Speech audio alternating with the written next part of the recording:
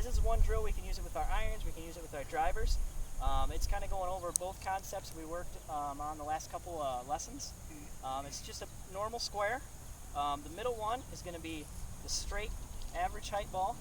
Everything on the left is going to be a draw. Everything on the right is going to be a cut.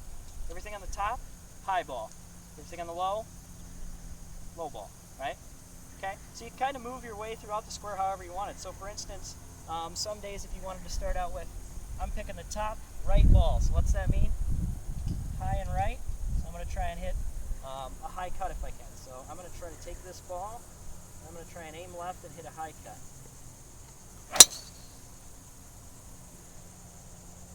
Okay, so now I want to challenge myself a little bit. I don't want to keep hitting the cut. I want to move to a completely opposite shot.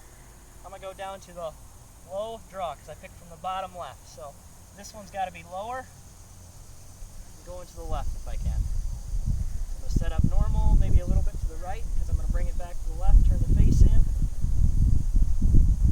That was a little too much.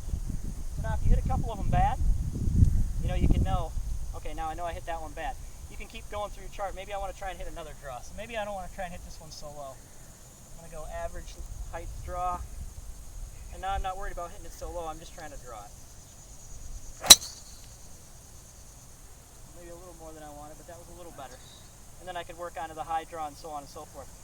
That way after a while you'll start to understand which shots you don't do well and which ones to practice. Makes it a little more fun too because you're jumping from shot to shot. Because out on the course we're not just going to have to hit high draw every time.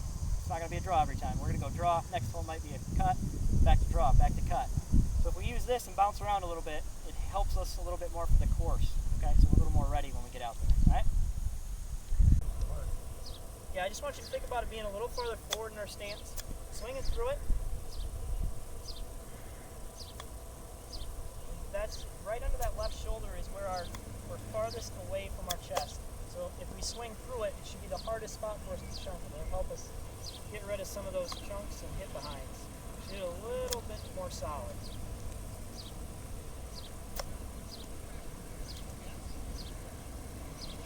And just like putting, we want to have the same kind of nice rhythm to it. We don't want to slow down on it. We don't want to speed up on it. We're just trying to turn our chest with the same nice rhythm every time. Same rhythm. Good. You're looking good. All right, man.